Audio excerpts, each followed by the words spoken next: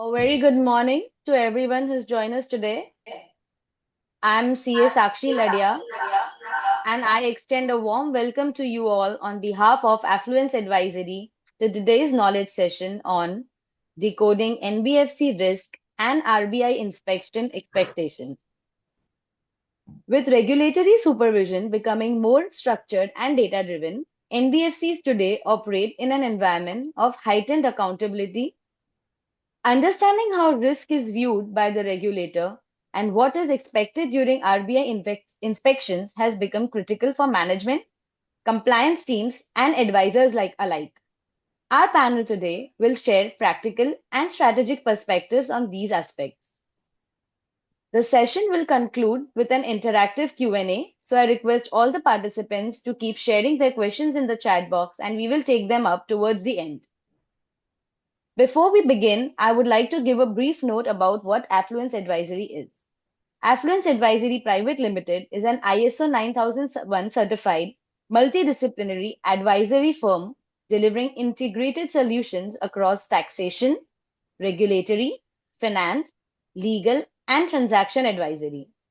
For over 2 decades, our professionals have supported businesses in navigating complex regulatory and financial frameworks with clarity and precision. Now, it gives me immense pleasure to introduce our distinguished panelists today. We have with us today Mr. B. Ranganathan, who is an FCS, FCWA, an LLP, and a corporate law advisor. Mr. Ranganathan is a senior corporate law advisor with over 33 years of professional experience. He has previously been associated with Edelweiss Financial Services Limited and the Tata Group. He is a fellow member of ICSI and ICMA and a practicing lawyer. His areas of work include corporate governance, company law, investment banking, corporate restructuring, NBFC regulations, and fundraising advisory. He currently advises listed companies, SEBI-registered intermediaries, and NBFCs, and also serves as an independent director. He has also contributed at a policy and professional level as a member of the Professional Skill Development Committee of ICSI, the Company Law Review Committee of the MCA, and the Secretarial Standard Boards of ICSI. He is a senior faculty member for business schools and professional institutions and has delivered sessions at national and international platforms. We are obliged to have you, sir, today with us. Next, we have with us Mr. Shubhomay Chatterjee. Mr. Shubhomay Chatterjee brings over 21 years of experience in the banking and financial services industry with leadership exposure across market advisory, treasury, risk advisory, and product strategy. His expertise includes inorganic growth through acquisitions, strategic planning, technology integration, and P&L management. He has successfully implemented cost efficiency initiatives and has been associated with leading institutions like ICICI Bank, Standard Chartered, and Thomson Reuters. Next, we have with us Mr. Ankit Bed, who's going to be the moderator for this session. Mr. Ankit is an MBA who brings with him experience across equity research and capital markets. He has previously been associated with Kotak, Religate, and ASB FinServ, where he worked closely on equity analysis and market-oriented assignments. Currently, he is involved in corporate finance and capital market advisory, assisting clients with IPO-related work, preferential allotments, valuations, market assessments, structuring support, and investor communication. He also has a prior exposure to managing HNI investment portfolios with a strong focus on macroeconomic trends and risk-adjusted strategies. His blend of research-driven and transaction-oriented experience adds valuable perspective to today's discussion. All in all, we have a strong combination of banking, regulatory, legal, and capital market expertise on today's panel, and I'm confident that this discussion will offer meaningful and practical insights for everyone attending. With this, I invite our moderator, Mr. Ankit Bed, to take the session forward. Good morning, everyone. Good morning, my fellow panelists. So Firstly, thanks Sakshi for setting the stage so well and guiding us a strong start.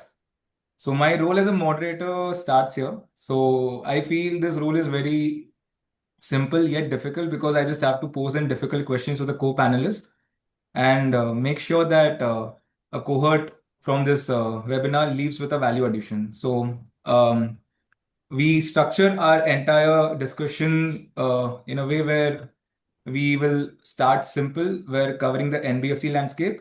We'll move towards risk and controls, and then we'll enter the final stage where we'll be covering RBI inspections and what the board management and actions to do. So I'll just have a quick presentation. It's something which just doesn't talk much in detail, but would definitely give you a bit of insight. So I hope my co-panelist and the Yeah, it's visible. yes, could It is visible. see the screen. So Yes. as I told you, we are going to start with NBFC landscape, risk and controls, move towards RBI inspections, and then we'll have a Q&A session. So I'm sure that the participants in this webinar do have a basic knowledge of what is an NBFC. But my goal is to ensure everyone has a shared baseline. Okay, so what really is an NBFC? So when we talk on the lending landscape in India, so we usually think of banks first, right? So, but banks are not the only part of the formal credit system. So there are other financial institutions such as NBFC, microfinance institutions, and other various lenders. Together, this entire structure ensures that every segment of India or Indian participants get access to the credit, and they bring them into the formal credit economy. So if I have to go with the legal definition, so it's a non-banking financial company. It's a company incorporated on the Companies Act and which is primarily engaged into lending activities. But per se, what is an NBFC is that they sit right in the middle where they enter a segment or they go where the banks can't reach the customers. They underwrite certain complex products which banks are not allowed to. They closely work with MSMEs, small businesses, first-time borrowers, emerging consumer segment, expanding the reach of credit. So that's NBFC as a whole. So there are various lenders, institutions which are into place, which are categorized, which serve different purposes. So amongst these are NBFCs. The second follow-up question is when we talk on NBFCs, how does company classify as an NBFC is a basic question, right? So if I'm a company and how do I classify as an NBFC? So RBI has its own set norms where RBI doesn't look at what the company calls itself. RBI always look what the company does. So there are various parameters from the quantitative aspect which RBI has set. So there is something called PBC, Principal Business Criteria. So it just tells you that more than 50% of its total assets, as in if you look at the balance sheet, RBI will look at the balance sheet of a company and it will see that if more than 50% of its total assets are financial assets and more than 50% of the gross income is from the financial activities, if these two criterias comes into place, so that entire company structure is an NBFC. So what are financial assets? I'll be a little clear about it. Financial assets are nothing but any investments which you make where you expect an financial return is a financial asset. Maybe if I have to give you an example, I will say loan and advances is a financial asset. Investments in securities such as bond, debentures, commercial papers, securitization exposure. You have higher purchase receivables, trade receivables purchased, any other receivables from lending activities. All those are financial assets. So if I'm a manufacturing company, I intend to start my core operation producing output, but probably if either of my financial assets, such as my cash, my investments, my lending activities triggers this PBC criteria, so I would make sure that I hit this NBFC category or cadre. And so there's another aspect where how and who should operate an NBFC or how and who should establish an NBFC. I would love if either of my co-panelists, Shubhamoy sir or Ranganathan sir, takes this. Maybe Ranganathan sir, I would love if you kind of chip in who should try focusing on this NBFC aspect. Thanks, Ankit, and good morning to everyone. Thanks to Affluence for inviting me to this webinar. And Ankit, I think he had explained very briefly about what is NBFC. So carrying on from that, now what kind of people or what kind of institution should look into for establishing a NBFC, because NBFC, as he rightly pointed it, complements the banking system, where banks are prohibited from doing or restricted from doing certain activities, but NBFCs can do it.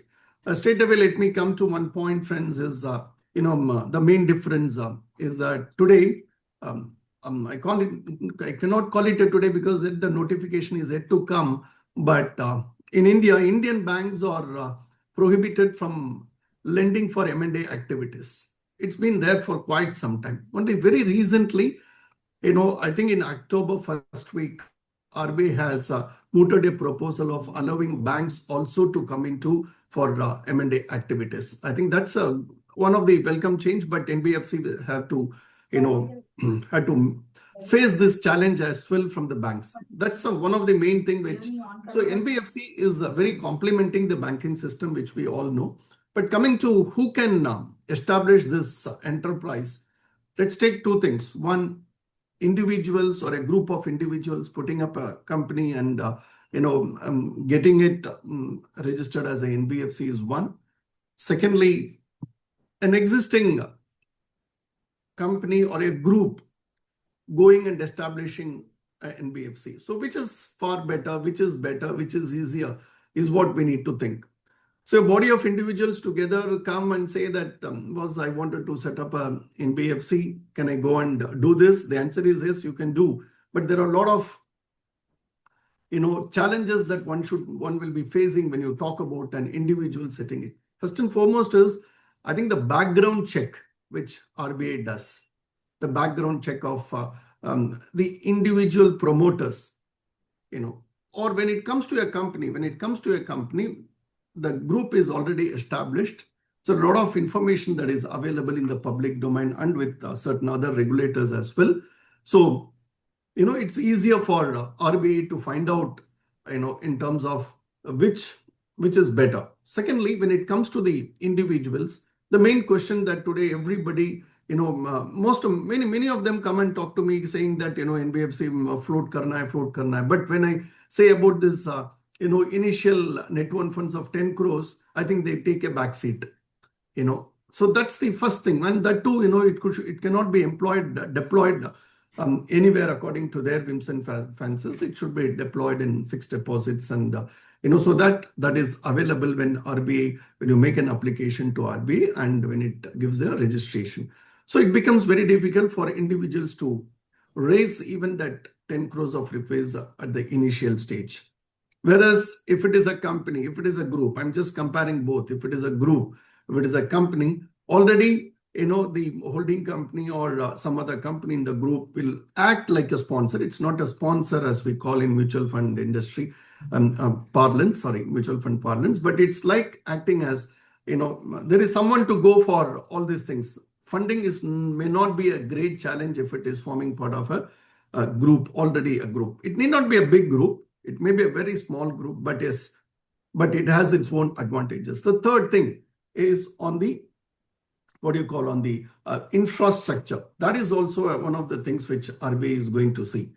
Friends, when you lodge an application with RBI, it is not, it doesn't just simply see the websites of different public websites and get a conclusion on that. It also refers the promoter's background, the promoters, the company, and the group to which it belongs, everything to other sectoral regulators as well, to find out whether they have got any other observations against this company. So please be mindful of this. And we'll not be, as an applicant, we'll not be knowing it, but internally that is also being done. So, so that is another thing that one should take into account.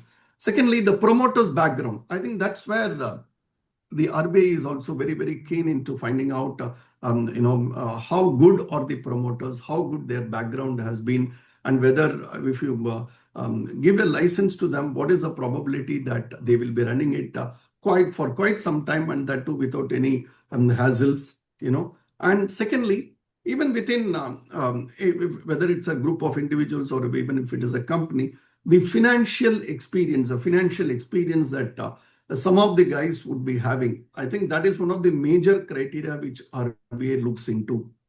So when you lodge an application, be mindful of that fact that it's not everyone can just do the NBFC business, but at least some main people should have that background of running this financial services company. I'm not talking about a typical, where money is involved, like a bank or a NBFC, where whether you got some sort of an experience on the lending or an investment side, and how is it operated broadly about broadly about the operational aspects, and also to an extent on the regulatory framework. So and the last one is the business plan.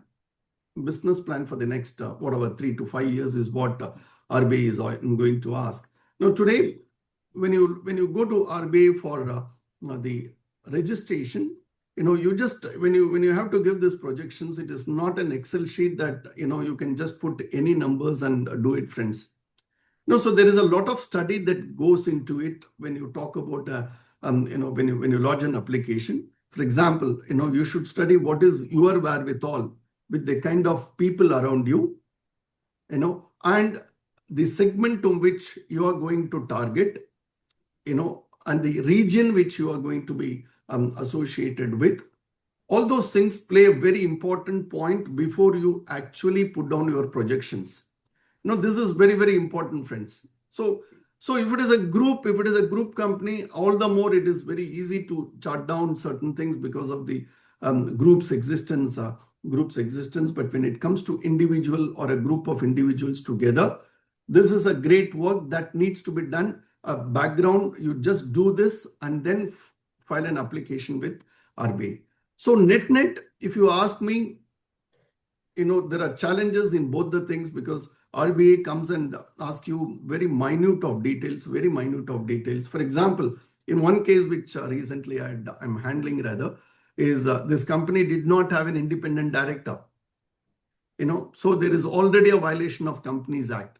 But it got a license with a condition that they should appoint an independent director within 2 independent directors within a matter of 3 months. So friends, when we as professionals guide somebody, guide some entrepreneur setting up an NBFC, ensure that all these things are in place. So if it is a group, already the concept of independent directors, they might be aware of all these things, and hence that will be a good thing for people, for a company to do it. The biggest challenge comes in your projections, the infrastructure, the quality of people that you are hiring, and your wherewithal to succeed in this business is. So I always tell that once you assuming that in the first third year, within the period of 3 years from incorporation, you will get an RBI inspection. So be prepared for that. So that's the challenges which whether as a group of individuals or a company would face. So all the more, and again, last thing is, as I said, the funding for individuals will be slightly difficult vis-a-vis compared with a already a setup. Yeah, that's the thing, Ankit. Yeah. Broadly, this is what. Thank you. Actually, Ranganathan sir did try covering up my next couple of slides as well, so I'll not get into much detail. So as we understand what is an NBFC, how RBI sees a company as an NBFC, and what individuals, enterprise and entrepreneurs should foresee registering themselves as an NBFC.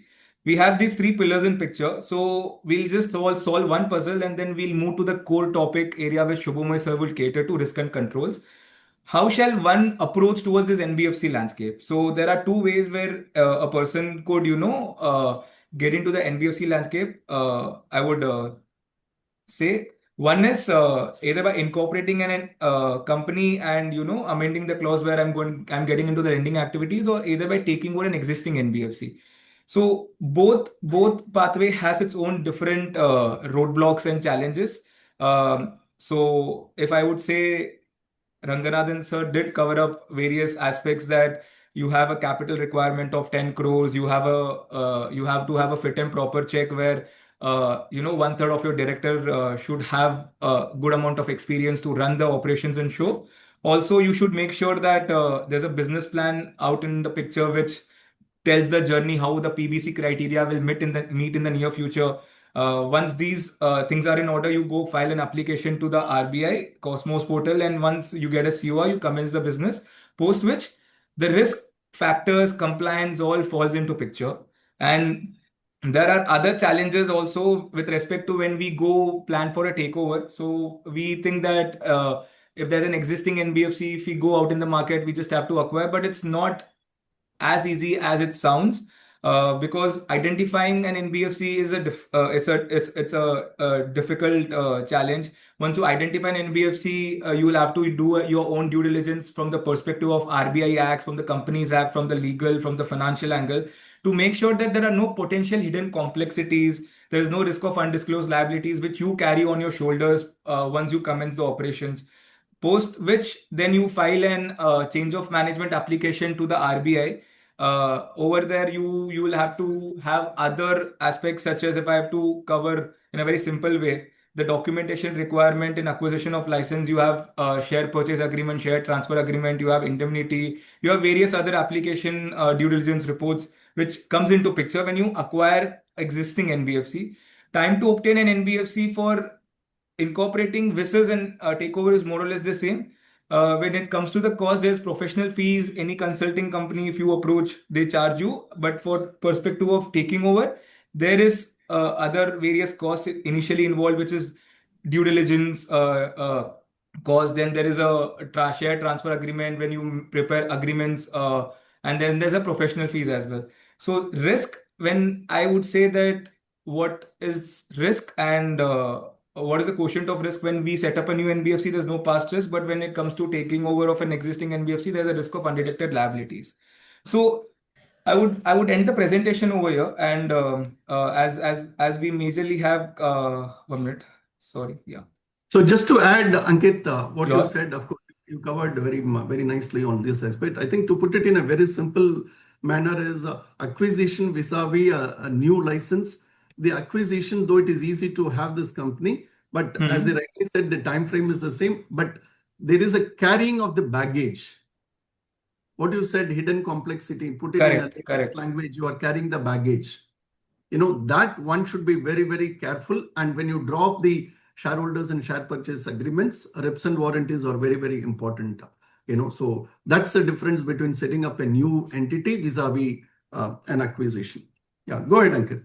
Yeah. So I think Ankit and Mr. Ranganathan very well put this part about on the acquisition front, when the due diligences need to be extremely strong, so that whether it is to do with the acquiree, whether it's NPA, it's liabilities on the financial side, on the legal side, on the regulatory side, all needs to be gone through very thoroughly, and a very intricate and detailed due diligence is required. The risks are fairly high in that. So thank you, Shubham sir. Now, definitely, I'm coming to you right now. So as we know that we have a fair understanding where what are NBFC, how RBI determines them, and who should ideally set up them, and what are the pathways. So what naturally exists? NBFCs and banks usually operate in the field of a common word called trust. So both carry a certain amount of risk. So I would definitely move to the core aspect of this webinar, which you will be taking forward and try to enlighten our participants. So on to you, Shubham sir, but I would put forward two questions. What are risks and what kind of risks exist out there for an NBFC? Sure. Thank you so much. So good morning, everyone. Good morning, Mr. Ranganathan. And good morning.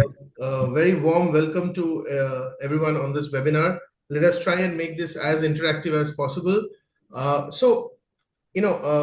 any of these regulated entities, whether it is a bank, it is a NBFC, CIC, NBFC, MFI, any type of NBFC, etc. Whenever they are in a business, basically the business they are in is in the business of risk and trust. So and very funnily enough, this word risk actually doesn't come from the financial industry, it comes from the naval world. Historically, risk meant was referred to when sailors in those good old days when radars, sonars, etc. was not there. The ability to sail across around rocks and those underwater rocks, mountains which were there, that was referred to as the risk because it was very difficult in those days. And of course, now we have adopted that. So what is risk essentially? It is about certain known and certain uncertainties which one has to navigate through.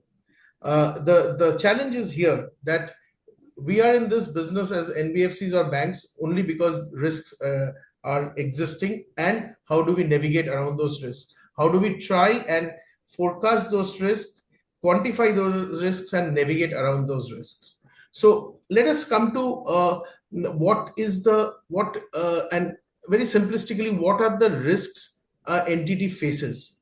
The first risk an entity faces is probably its existential risk. Some of you or a lot of you would have been in school at that point of time.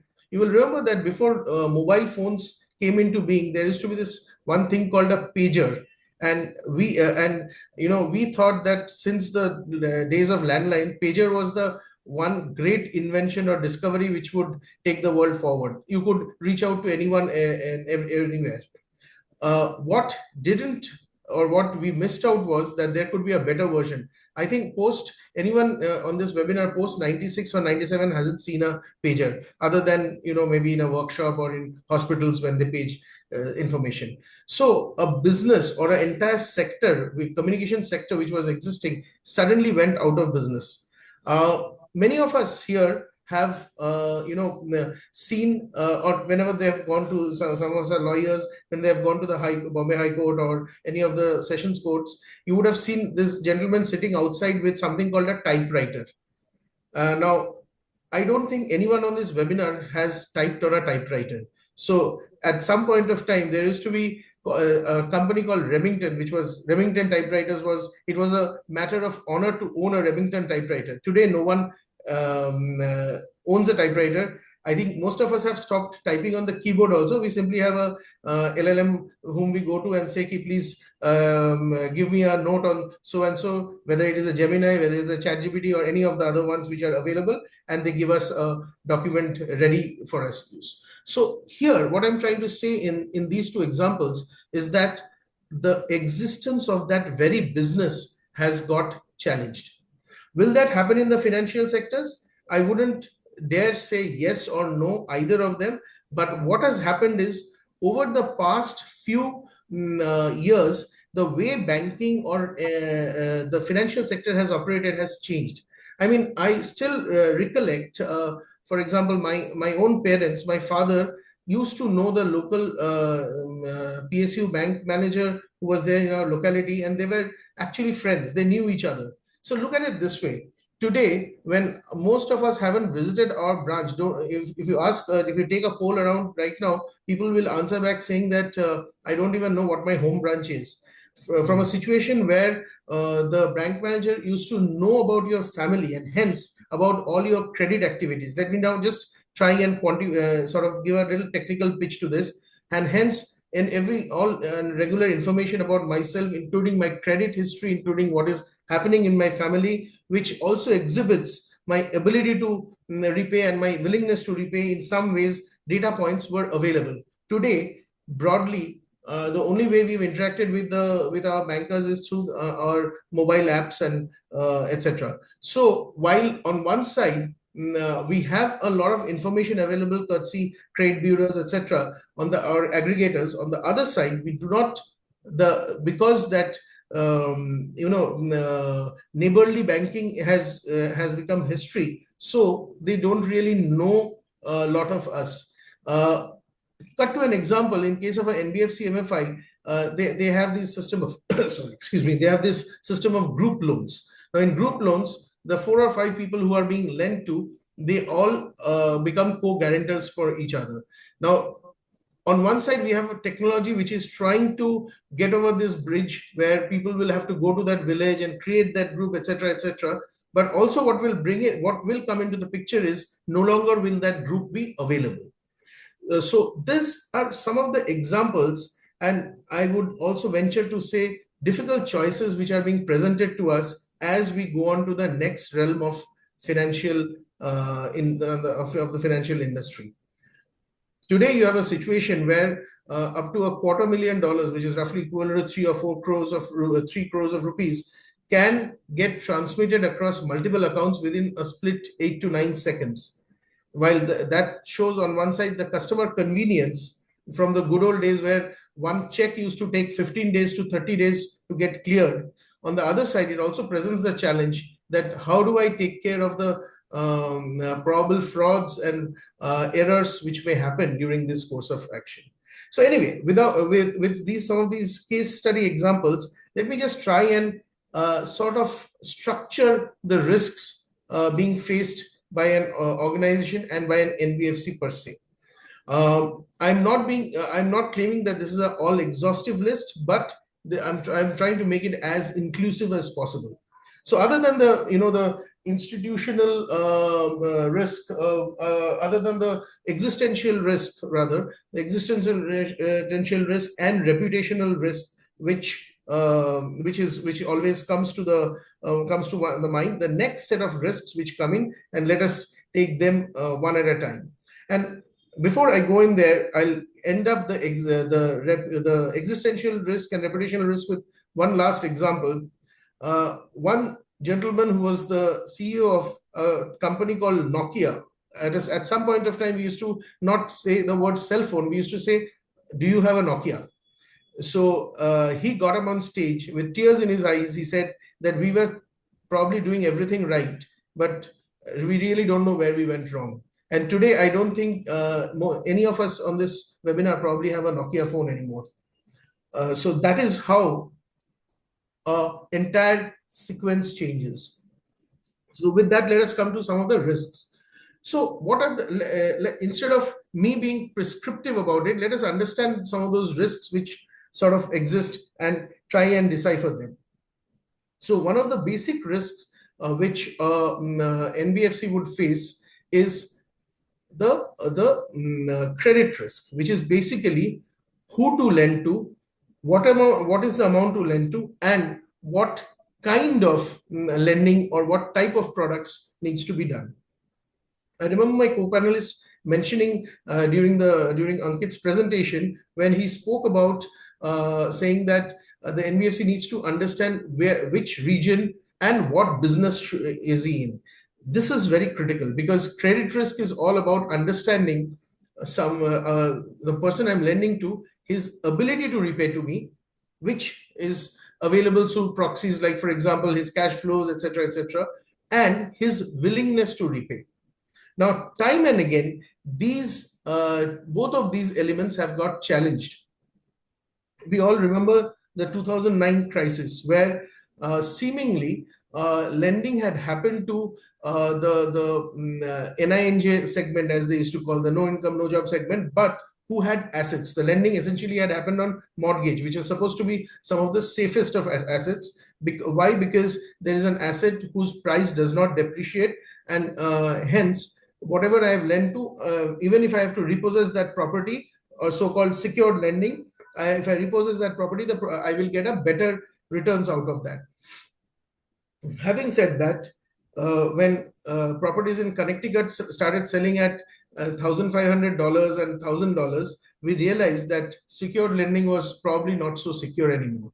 So what essentially the risk here being faced, and of course there were further complications, there were derivatives on these credit derivatives, etc., on these lendings, but the essential element is have we established that basic question? Does the person I'm lending to, does his cash flow or proxy data, including things like, for example, his repayment track history with other asset classes, is he being able to service those? For example, proxy could be, is he servicing his mobile bills properly? Is he servicing his credit card repayments properly? That kind of establishes in some way, not exhaustively as I said earlier, but it does establish that whether the person has the ability to repay. And then comes the behavioral quotient of his willingness to repay. Is he someone who is by behavior understands that repayment is a key requirement? So if that be the case, then the repayment is the willingness to do that repayment is exhibited by his past history, by certain other repayments which he may have done in the concurrently while he is working on this. And this, it is here where a lot of information becomes critical, because today, while trade bureaus are existing, aggregators are existing, and there's a lot of information about people in the urban areas, how much of this information has actually been collected for people in rural areas? Because a lot of MFIs who have spoken to do not seem to have that data. It is just that the one loan is being taken to repay the other loan, or the cycle of debt really is what starts off.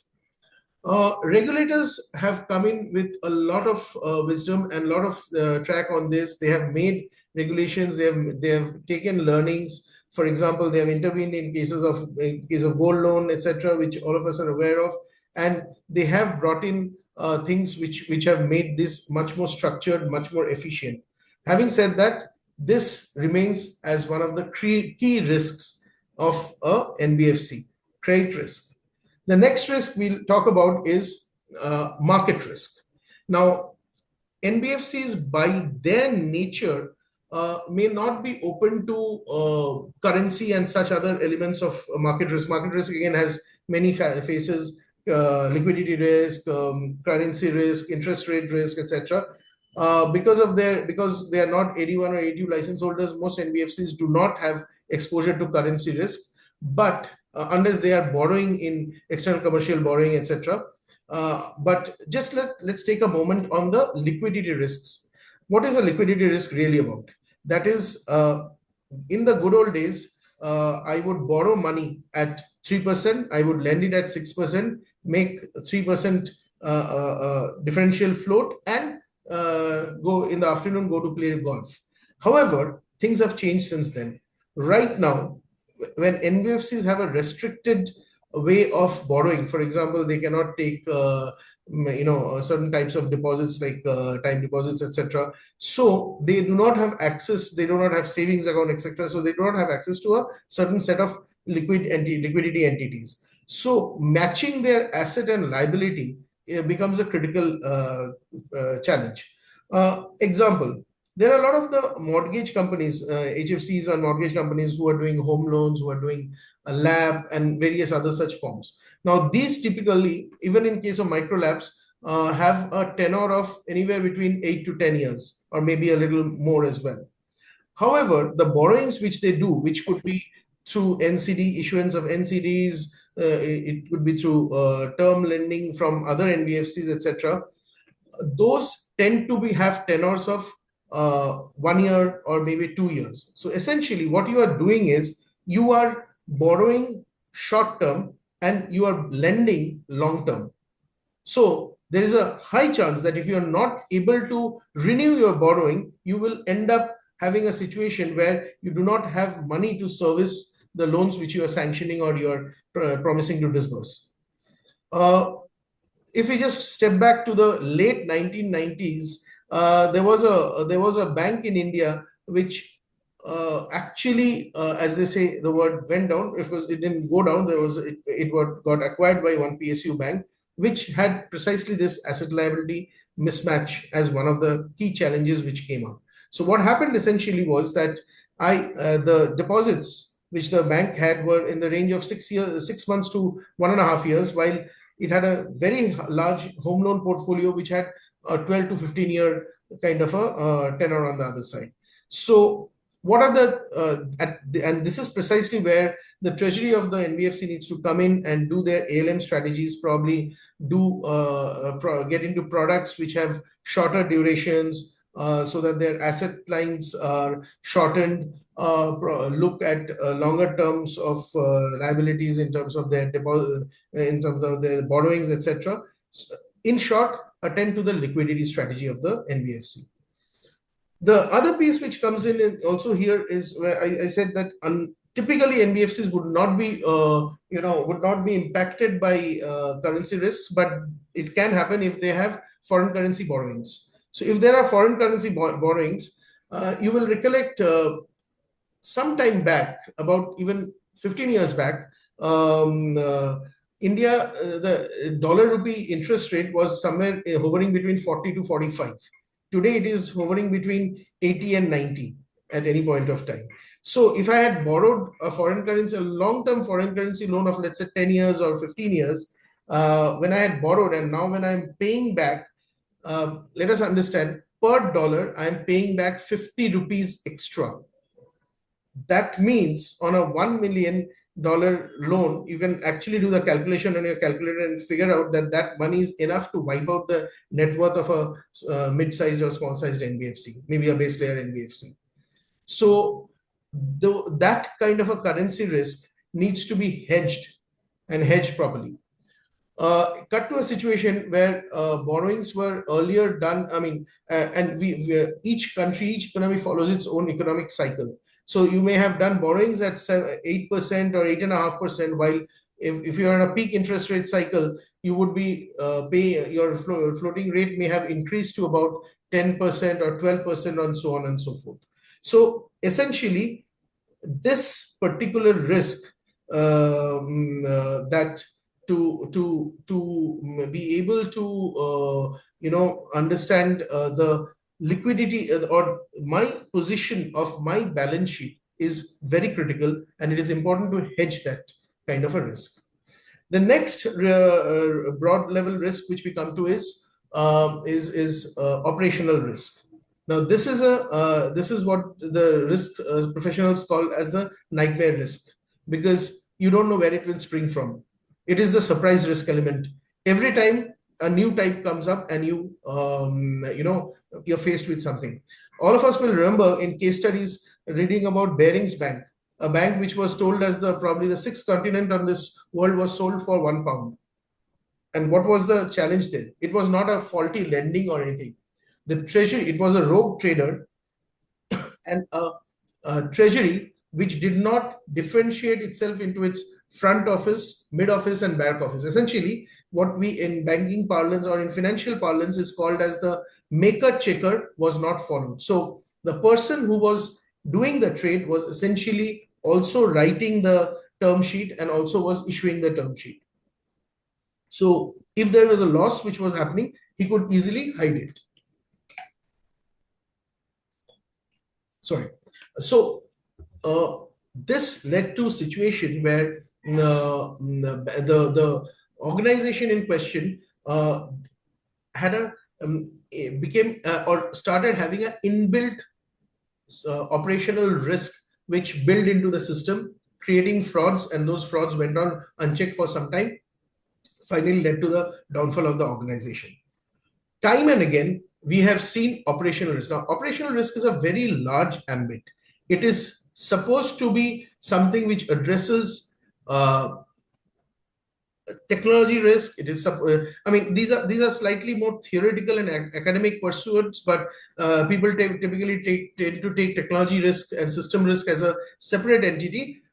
It can be done. Let's not argue about that. Let's not be academic on that. Let's try to understand the operational risk, which is basically to address errors and frauds. Now, what are errors?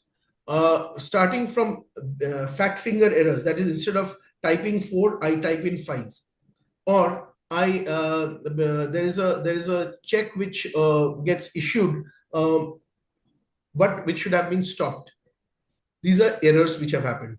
In the recent past, one will recall about 3 to 4 years back, one entity from the gems and jewelry segment with reference to its LC issuance. Now, LC issuance will not come under NBFC parlance, but per se, but in financial industry, no less. That these LCs were issued because it was a simple person error. The same person was in that job for close to 11 years. Now, the point is, so he knew how those, each of those transactions were being done. That, of course, we learned about it, and the entire fraternity installed a maker, checker, evaluator, and overseer. I mean, basically 4 people who were checking each of the transactions in case of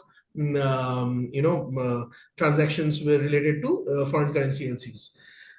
So, but the point I'm trying to make here is operational risk is today one of the strongest risks which are faced by an NBFC. Now, how do we address these risks? So, beyond the base layer NBFC, NBFCs are requested to or are required by the regulators to put in the ORMA framework, the operational risk management framework, which actually installs business and operational risk entities and teams at each level of the organization, which finally folds up into the larger organization. And then certain types of NBFCs are required to do the ICAP reporting. Now, the point which I always try to make here is that ORMA framework, while has been mandated and prescribed for beyond the base level NBFCs, and let's say an NBFC which with at about 200 crores is not required to do it. But the point is, it is something which is good to have, so that let us not look at these frameworks from the perspective of regulator asking me to do it. It is more to ensure that I am not hit by error or a fraud which will cost me 10 times the amount of what it would have costed me to have the implemented. So operational risk really talks about all these types of risks, including mistakes, including oversights which happen on the regulatory side, unable to not putting my returns in time, etc., etc. All of this encompasses. There are some frameworks which have come in. Like I spoke about the ORMA framework, the ICAP framework, then for vendor management. Now, in the last 7 to 8 years, there was this incident where, and why vendor management becomes critical, because on an average, some of the large, and I'm talking about a mid-sized NBFC, they have about 130 vendors working with them. So that actually requires an entire team to monitor what is the kind of data exchanges which is happening with the vendor. What is the kind of policies which are in place with the vendor? Are they updated? Is it all online? Is there someone who is regulatorily coming in, or not regulatory, someone coming in and actually doing an sort of a, how would I use the word, not for short of a word, audit, a review of the entire system? Why is it important? Again, one example. People will recollect in the news some time back that there was a data center of a very large entity where when the auditors went, they found stray animals strolling around inside the data center. Now, that is not the fault of the organization which is using this vendor. The point is, this vendor had gone into a liquidity financial crisis and they had shut down. So they didn't have security guards to lock the doors. A very simple problem. But what is essentially happening is that the system is now open to anyone who can probably walk in. So what I'm trying to say that in this case is that this brought in the IT vendor management piece into question. The last piece in this regard is in terms of information technology framework itself, with the n number of things which are in place. So what I will kind of wrap this up with saying is that there are enough frameworks under these risk items, and some of these my co-panelists will refer to. But there are only two things I leave as a thought process with this team, with this August group. One, we are going into an area, into this arena of AI, which probably requires, long back when I was doing my articleship, statutory audit was the main audit which was happening. Then came revenue, concurrent, all these audits. They were there, but they are equally important. Right now, probably a real-time audit mechanism is required to monitor such complications which are there. And added to that complication, an animal called machine learning, which has come into the picture. The question is, how do we ensure that we govern and ensure that AI does not take over the system or does not do anything wrong with the system? So something to govern that as well. That is the thought I leave this group with. Thank you so much. Thank you, Ankit, for your... Thank you, Shubhamoy sir, for an extensive, interaction, and probably I myself have made a couple of points which were very much insightful. So I would, before passing on to Ranganathan sir, what I would, suggest the participants, they could, put forward their questions, and we would address the same post the second part of the session is over, which Ranganathan sir would take forward from here, and we would address each and every questions. And we don't have any specific time limits as of now. So thanks, Shubham sir. You initially have mapped the risk. Now let's see what RBI pays attention to during inspection and how risk translates to regulatory expectations. Ranganathan sir, on to you, and you will take us through inspections, common finding, and board expectations way forward. Okay, so I'll just share 2 slides, Ankit. Sure. Done. Just 2 slides, nothing more than that.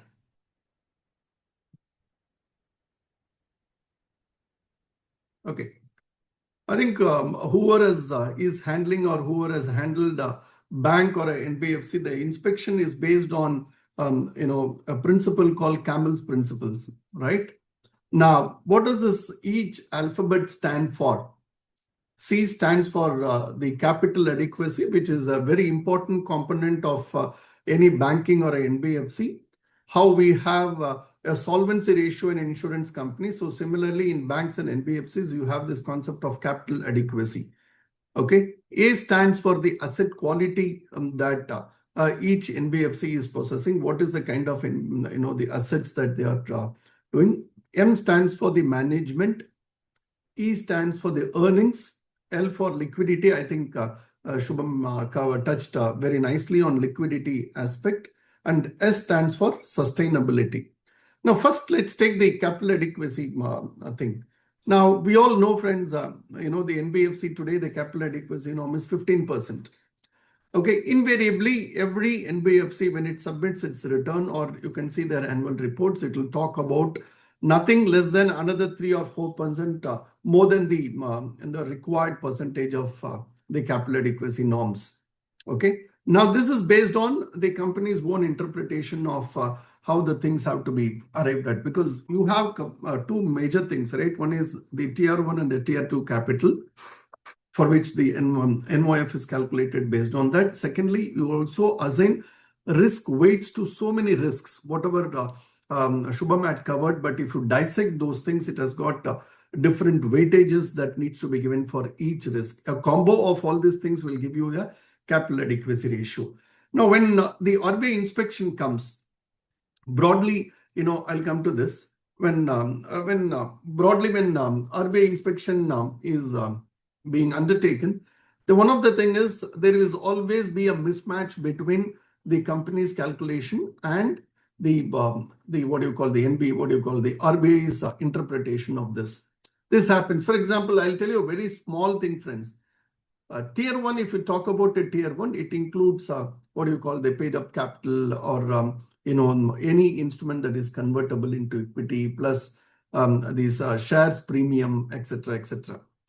There is a question that always one faces is, assuming a company has issued redeemable preference, but too technical, but I think all of you are technical guys, so there is nothing wrong. So redeemable preference shares issued at a premium. Okay. So now this is also forming part of your share premium, right?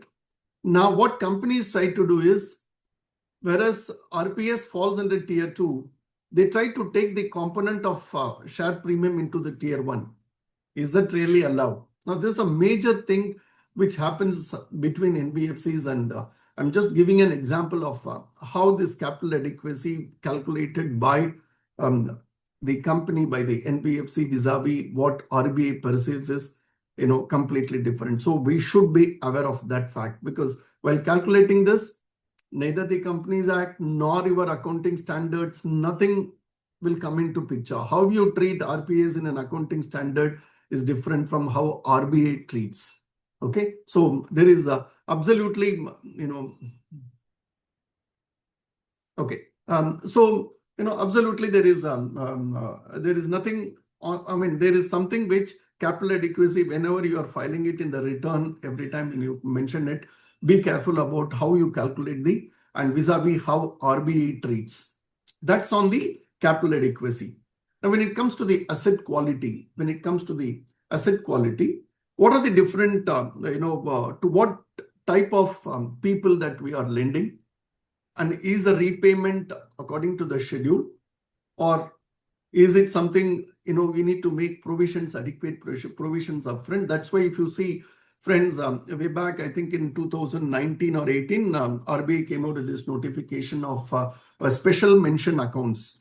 If people remember, there is something called special mention accounts where you need to make a provision. But an interesting aspect is also on good assets also, RBI was insisting to make a provision of 0.40% on those things. The reason being that the quality of asset should always be maintained as it is, and hence this sort of a provision. So asset quality, when it comes to whatever, who are the lenders, who are the borrowers, is the repayment according to the schedule that is being, and the payment of interest, the collaterals that are, everything is in line, is what an asset quality will determine.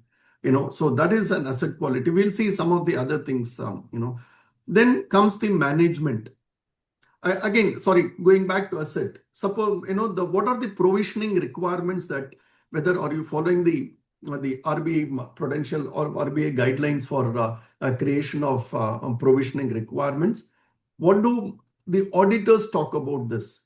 How are they talking about the classification of any asset into an NPA, or even if it is NPA or about to become an NPA, how is it being classified, and what are the views of the auditors, whether that's being properly, adequately taken care of by the management, by the board.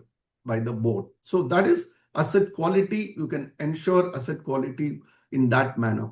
When it comes to the management, how is the management in terms of the promoters, the board composition, the way the meetings are consented proper? To put it very simply, management includes all the governance, friends, also. Governance, is a holistic thing, friends. Don't think governance is only a corporate governance where you have these board committees and other things. When you talk about, when RBI comes and talks about governance, it is overall governance in terms of business as well as the statutory regulatory framework.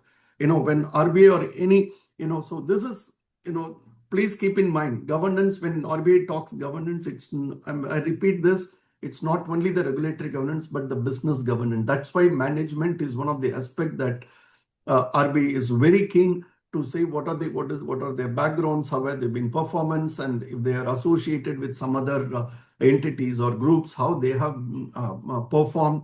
All those, the management background is something which RBI is very careful. Maybe, if during a course of, if a company has been in existence for years, maybe it may not have such an weightage.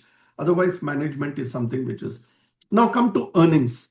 Earnings, again, we saw when a company, gets in for registration, there has to be some projections, which we were talking about the projections, right?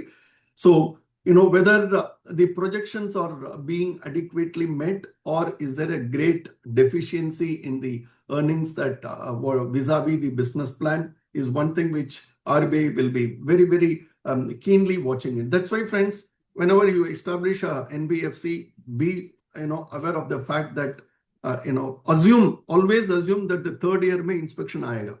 You should always presume that way and start doing your NBFC business. So earnings, to what extent the company has been consistently, what's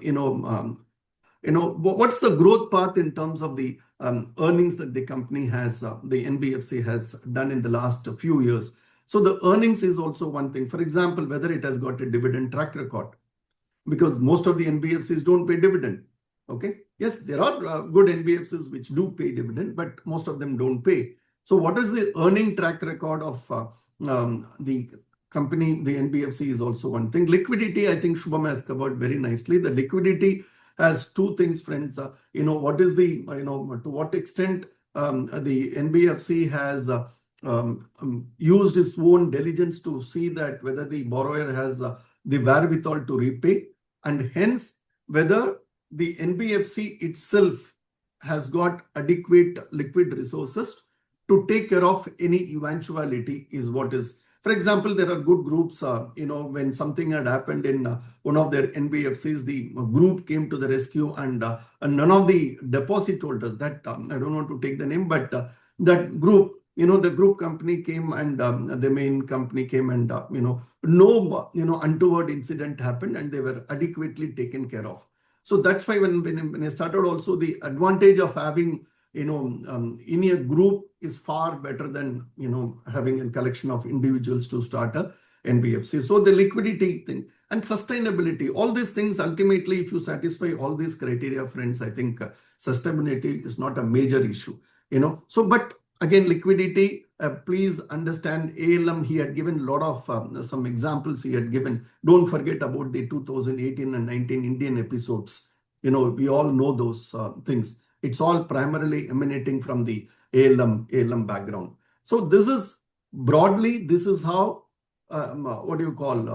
the RBI will look into. And I have got some of the very specifics, which again, within this that they will be looking into. For example, when I talked about the asset quality, what is the risk exposure that each NBFC has got? For example, in banks, you have a very specific percentage of the risk that a bank could be exposed to in terms of real estate as well as the capital markets, while there is no mention about any specific percentage in an NBFC.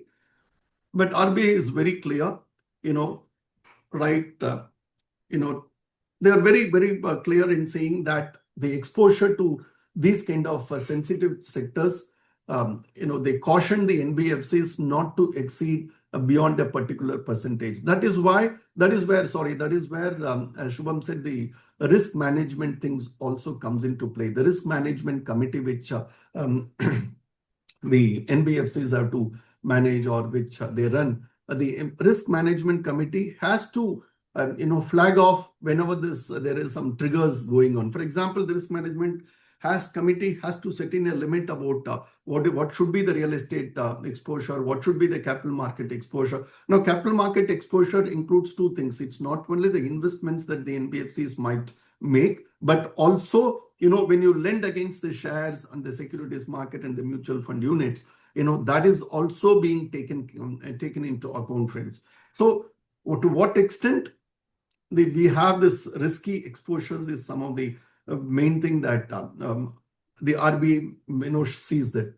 Then there is concept of evergreening of loans, where in case a borrower has to repay something, instead of making that account an NPA, what the NBFCs also try to do is they fund again, either directly or through some other indirect means, to the same borrower, and he repays, and again a new loan is being, so if you see, there is a continuity of the same loan.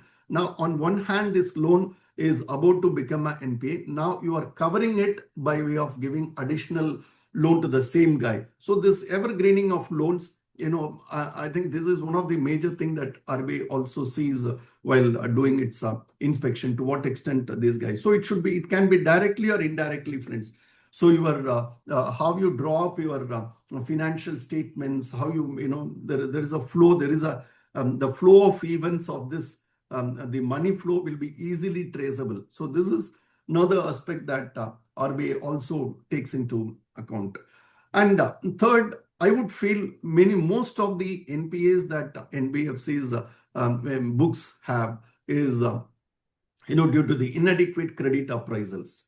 I think the moment, whenever the credit appraisal is good, I think there is a less possibility of that asset becoming a risky one, or turning out to be NPA, unless otherwise some external forces or some extreme events have happened forcing the company to become an NPA. Otherwise, the credit appraisals, I find almost, and I would always say that it is the inadequate credit appraisal at the beginning when you sanction a loan.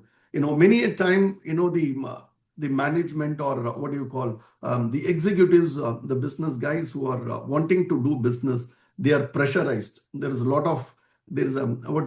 given less amount of time to do this, and hence they sacrifice the quality in that.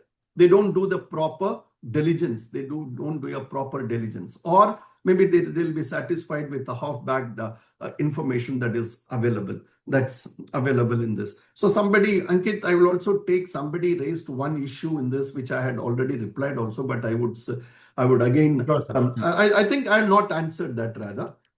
Because I got okay. So let me tell. Somebody is asking. All these things are basically how to actually verify. The founders who are making follow the entire system. Even after registration and other things. So due diligence is not a very sacrosanct thing, friend.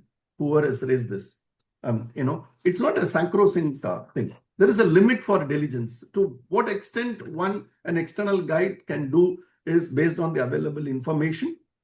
The second thing is interact with that company and find out to what extent definitely from an available information, when you interact with the guys, you will find something additional information you will get. Second point, the third point is, being an outsider, I can't do a forensic audit, right?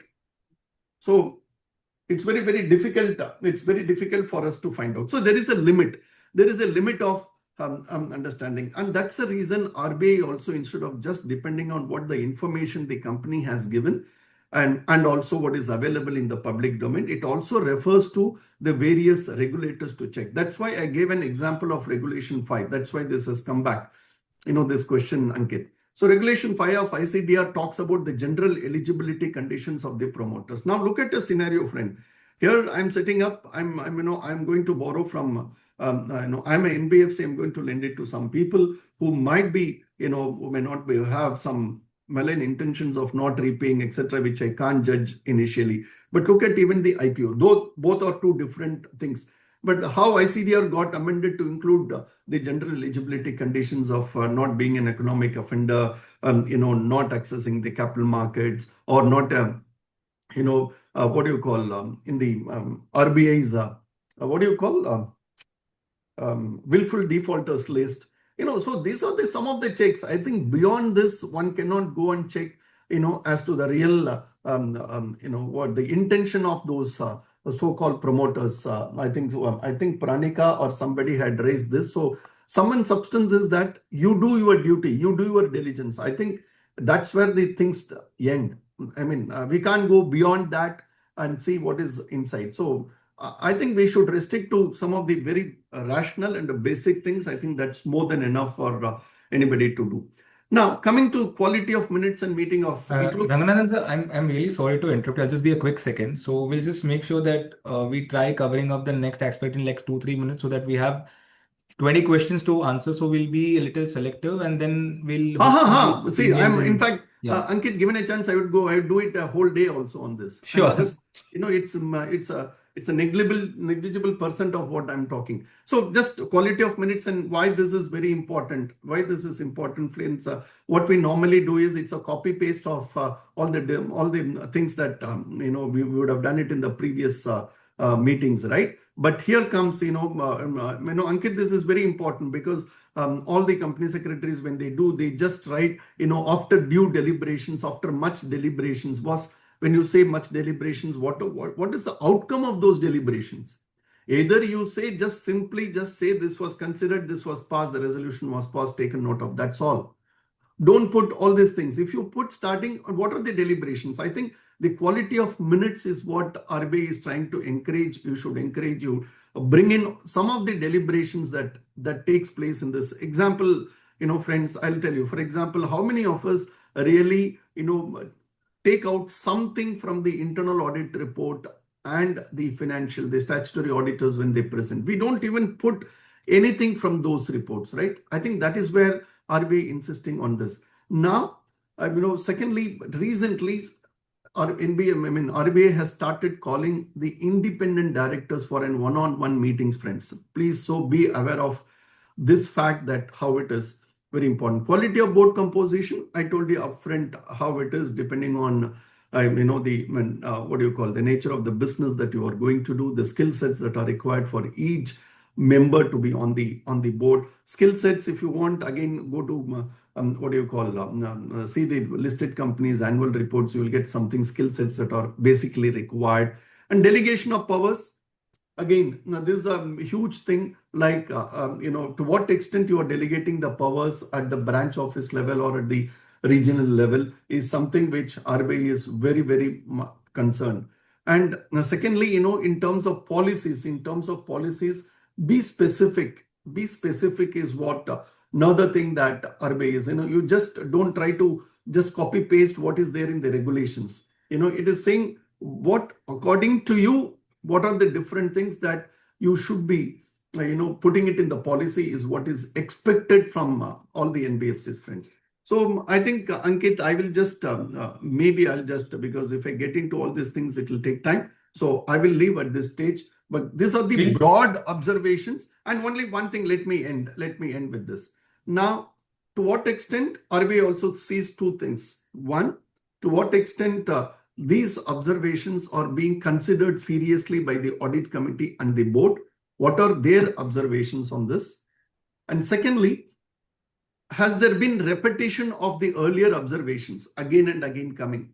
If that is there, then there is a serious problem with the NBFC, and RBI gets into the details of why there is a repetition of all these observations.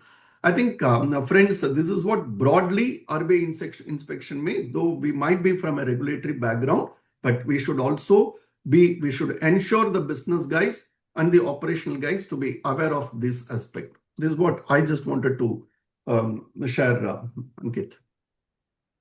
Thanks, Ranganathan, sir. And so hopefully we'll open the floor for the questions, and I would love Sakshi to take the questioners forward. But before, we'll not be able to address all the questions due to the time constraint. We'll make sure that we email you the answers as well, because we have your email IDs. So we'll email whatever questions we couldn't answer. So you can put forward your questions if required, and we'll try answering. If not, you will definitely see us reaching you. So on to you, Sakshi. You can open the flow for the questions, and we have 5 minutes for the closure. Sure, Ankit. Thank you. I would like to take a question of Mr. Jay Parikh. This question is, how should a base layer NBFC engaged in digital lending approach compliance with the liquidity risk management framework, particularly after recently crossing the asset size threshold of 100 crore? Any one of you can take up this question. Request you, please. Sorry? Shubham should take it. Okay, thank you, sir. Shubham, sir. First of all, just because the NBA, okay, upfront, let me just tell you something that just because it is a base layer NBFC 100 crores, 150 crores exposure doesn't mean it is not open to liquidity risks. We kind of think that till we have reached the 1,000 crore mark, we are sort of insulated, etc. It is not a fact.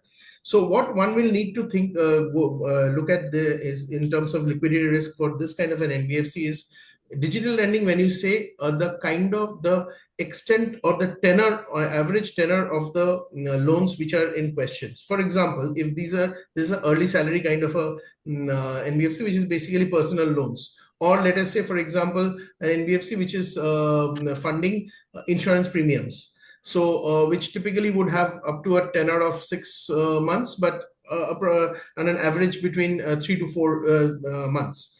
Now, in this case, what your working capital, which is your liquidity, you would have borrowed either from own funds or from the borrowings. Now, what I would think here is, what does apply to larger NBFCs or the various methodologies which are used, for example, gap, static gap or dynamic gap. You need not get into very evolved things like, for example, simulators and EARs, etc. But earnings at risk, you need not go into that zone. But at least we can probably look at doing time bucketing, because what will tend to happen in this kind of a NBFC is typically when you are lending, there will be these peaks and these troughs which will happen in what I've seen in these short-term lending NBFCs. So suddenly for 2-3 months, you will find too much of liquidity, which is also bad for the NBFC in terms of sitting on idle cash. While on the other side, you will have typically at the 4th month cycle or the 6th month cycle, you will suddenly see that you need to borrow at very high costs. The reason one does not always look at the liquidity is because the ability to lend is at a very high, at relatively stronger rates of interest. The idea is not to treat that as an advantage, because that gap is slowing down. There are multiple such organizations which are coming into existence. So what will happen is that you will suddenly find that you are having to lend at a rate which is an IRR which is close to, maybe has fallen below 17-18%, and suddenly you are borrowing also at a very high rate. So the gap which you today have, which enables you to still go through this strategy, may not be available further on. So what I would think is, if the gentleman who's put this question, you're on the call, happy to have a one-on-one discussion with you, because I need to see your flows, your liquidity, your asset and your liability side for the forecasted let's say next 6 to 8 months, and your history, and then we'll come to a strategy which we can then implement and follow. Regulatorily, you may not require any of these to be done right now. However, you may want to still do parts of it to start with. It is a good habit, because again, as I say, liquidity risk and operational risk, unlike credit risk, it's not a switch on, switch off. One fine morning you decide that yes, from tomorrow I'll start. It is a challenge to start. Let's put this as a part of our practice and habit, as a good measure. So happy to connect on this, because I will need that data to be able to give you the solution, exactly what kind of mapping you should do, or you could do. Thank you, Shubhamoy sir, for such an elaborate explanation. I'm sure, I hope the answer must be, sufficient for the person. We have actually a lot of questions in the question box, but we are running short of time. So I would really apologize to the audience, but we will definitely get back to you over mail. And rest assured that each of your questions will be answered. And even if you have other questions apart from what you have asked right now, even if some later questions come to you, you can definitely connect with us at connect.affluence.net.in. Actually, I mean, given a couple of minutes, I think we can reply broadly. Yes, Ankit, if allowed. If allowed. Subject to moderator permitting. Ankit, you're on mute. Yeah, sir, we are really running short on time over here. No problem. Maybe what we could do is, if we try answering, we'll try being a little elaborative and broad. So we'll internally discuss and we'll shoot an email. Sure. Okay. Good. Okay. On to you, Sakshi. Sure. So I would really thank our panelists. A sincere thank you for sharing your experience, depth and knowledge, valuable perspectives. My appreciation to our moderator and the backend team for smooth execution of this session. And a big thank you to our participants for your time, engagement, and thoughtful questions on a Saturday morning. Please note that today's discussion was general in nature and not specific to any particular case. For any entity specific or transaction specific matters, professional advice should be taken. We would love to answer your queries, even if they arise after the session, and we'll definitely mail you the answers of whatever questions you have asked in this session.